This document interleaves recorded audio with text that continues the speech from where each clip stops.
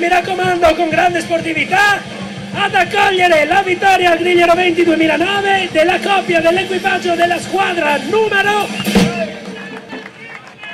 41!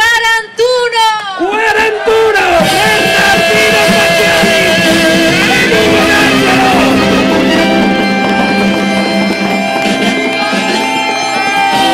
Dove sono stati? Acqua, vino, quello che c'è. Eccoli qua. Un applauso ai vincitori di Grigliero 20 2009. 20 2009!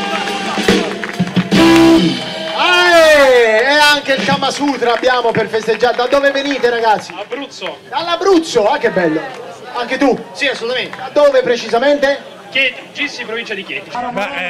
Darei un 10 al pubblico prima di tutto, ma un po' tutta l'organizzazione, perché inventare qualcosa di estremamente utile, che promoziona le nostre spiagge, il nostro turismo, i nostri prodotti, la carne in particolare, farlo in un modo così divertente, così brillante, così originale, beh, francamente non so in quale altra parte del mondo avvenga.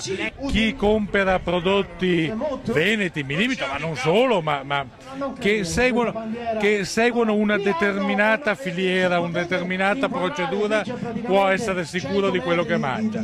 Per quello io sono molto legato alla battaglia che la Coldiretti conduce da tanto tempo, perché il cittadino abbia il diritto di sapere dove viene prodotto quello che mangia, chi lo confeziona, chi lo commercializza, e deve sapere tutto, allora può liberamente scegliere.